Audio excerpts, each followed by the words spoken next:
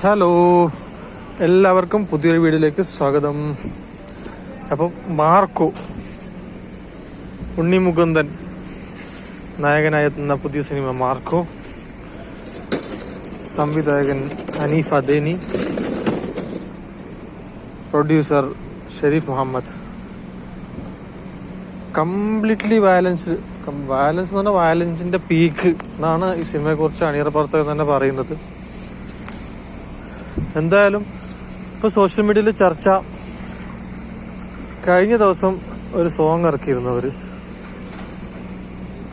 നമ്മുടെ സംഗീത സംവിധായകൻ രവി ബസ്റോർ, ഡാപ്സിയാണ് ആ പാട്ട് പാടിയത്.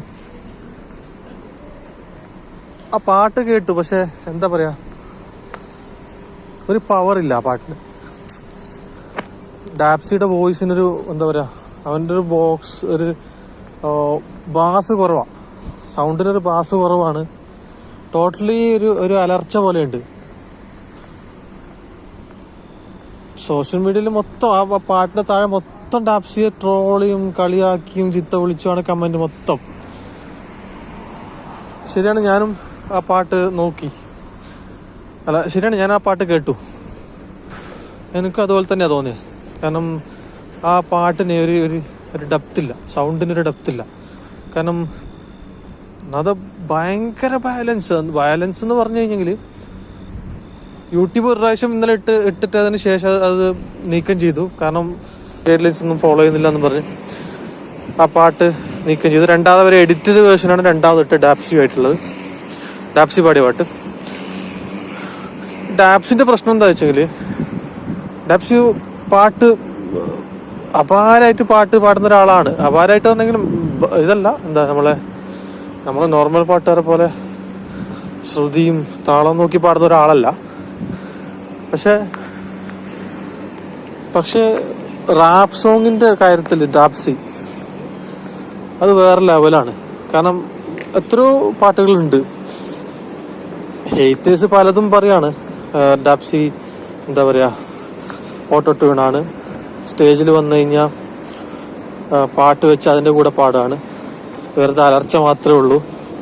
ശരിയാണ്, ഒരു പരിധി വരെ ഡാപ്സി അതിലും ഉത്തരവാദിയാണ്. കാരണം സ്റ്റേജ് പ്രോഗ്രാമിലൊക്കെ എന്താ പറയുക, ഭയങ്കര നെഗറ്റീവാണ് സ്റ്റേജ് പ്രോഗ്രാമൊക്കെ. ഒരു ലൈവായിട്ടൊരു പ്രോഗ്രാം നടത്തുമ്പോൾ പാട്ട് വെച്ച് അതിൻ്റെ കൂടെ പാടി വെറുതെ അലർച്ച ഉണ്ടാക്കി അങ്ങനെയൊക്കെയാണ് പറയുന്നത്. പക്ഷെ എന്ത് തന്നെയാലും അവരുണ്ടാക്കി വെച്ച ആ വർക്ക് നമുക്ക് തള്ളിക്കളയാൻ പറ്റില്ല. ഒന്ന് കിങ് ഓഫ് കൊത്തയില്, 2 ഇല്ലുമിനാറ്റി, അങ്ങനെ കുറെ പാട്ടുകളുണ്ടല്ലോ റാപ്പ് ചെയ്ത്. അത് നമുക്ക് ആ വർക്കൊന്നും നമുക്ക് തള്ളിപ്പറയാൻ പറ്റില്ല. പക്ഷെ എന്നെ സംബന്ധിച്ചിടത്തോളം, ഞാൻ ഇന്ന് സോഷ്യൽ മീഡിയ തുറന്നു നോക്കുമ്പോൾ മൊത്തം ഹെയ്റ്റാണ്. പക്ഷെ അത്രയൊന്നും ഒരു പാട്ട് വർക്ക് ചെയ്തില്ല എന്ന് വിചാരിച്ച് ഡാപ്സിന് അത്ര എഴുത്തള്ളേണ്ട ആവശ്യമൊന്നുമില്ല. അടുത്ത പാട്ടോടെ അവർ തിരിച്ചു വരുന്ന വിചാരിക്കുന്നത്. അപ്പം അതിനുശേഷം ഇതിന്റെ പ്രൊഡ്യൂസർ ക്യൂബ് എന്റർടൈൻമെന്റ്സ് കമ്പനി, അവര് ഇന്നൊരു പോസ്റ്റർ ഉണ്ടായിരുന്നു. പ്രേക്ഷകരെ അഭ്യർത്ഥന മാനിച്ച്, അവരെ എന്താ പറയാ, അഭിപ്രായം മാനിച്ച് വേറെ ആളെ കൊണ്ട് പാട്ട് പാടിച്ചു KGF. അപ്പോൾ ആ പാട്ട് ഞാൻ കേട്ടു ഇന്ന്. അതൊരു എന്താ പറയാ, ഭയങ്കര പാട്ട് എന്ന് പറഞ്ഞു കഴിഞ്ഞാൽ അതാണ് പാട്ട്. ഭയങ്കര പവർ ആ പാട്ടിന്. അങ്ങനെയാണ് ആ പാട്ട് വേണ്ടിയിരുന്നത്. ഫസ്റ്റ് തന്നെ അത് ഇവർ ചെയ്താൽ മതിയായിരുന്നു. പക്ഷെ ഡാപ്സി ഒഴിവാക്കി എന്നൊന്നും ഇവർ പറഞ്ഞില്ല. ഡാപ്സിയെ അഭ്യർത്ഥന മാനിച്ച് വേറെ ആളെ കൊണ്ടും കൂടി പാടിച്ചു, അത്രേ ഉള്ളൂ. സോഷ്യൽ മീഡിയയിൽ ഇങ്ങനെ തള്ളുന്ന പോലെ ഇത്രയും ഹെയ്റ്റ് ക്യാമ്പയിൻസിന്റെ ആവശ്യം ഉണ്ടോ എന്ന് ചോദിച്ചാൽ ഇല്ല. ഒരാളെ ഒരു പാട്ട് ആ പാട്ടിന് സെറ്റായില്ല എന്നേ ഉള്ളൂ. ആ പാട്ടിന് വേണ്ട ഒരു പവർ ഡാപ്സിന്റെ ശബ്ദത്തിനില്ല, അത്രേ ഉള്ളൂ. അല്ലാണ്ട് ഇത്രയും എന്താ പറയാ, തരംതാഴ്ന്ന രീതിയിലുള്ള കമന്റ് കാണുമ്പോഴെന്താ വെച്ചാൽ നമ്മള് അങ്ങനെ ഒരാളെ തകർക്കേണ്ടതില്ല എന്ന് തോന്നും. കാരണം ഇത്രയും പാട്ടുണ്ടാക്കിയ ഒരാളല്ലേ. ഇവിടെ ഗൾഫിൽ പോയി 4-5 വർഷം പണിയെടുത്ത് പിന്നെ തിരിച്ച് നാട്ടിൽ പോയി കൊറോണ ടൈമിൽ ഒരു 10-17 പാട്ട് എഴുതി, ഒരു പാട്ട് 2 പോയിട്ട് ഹിറ്റായി. പിന്നെ അങ്ങനെ കഷ്ടപ്പെട്ട് പറഞ്ഞ ഒരാളാണ് ഡാപ്സി. അല്ലാതെ ഒരു നെപ്പോ കിഡ്സോ അല്ല, ആരെങ്കിലും സംഗീതം പഠിച്ച് ഏതെങ്കിലും ഇതിൽ കയറി ഇങ്ങനെ പോയ ഒരാളല്ല.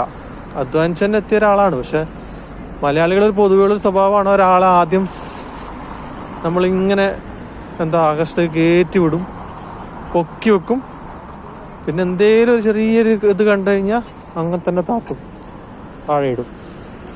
അപ്പോൾ അങ്ങനെയാണ് ഇപ്പോൾ ടാപ്സിൻ്റെ കാര്യത്തിൽ സംഭവിച്ചിട്ടുള്ളത്.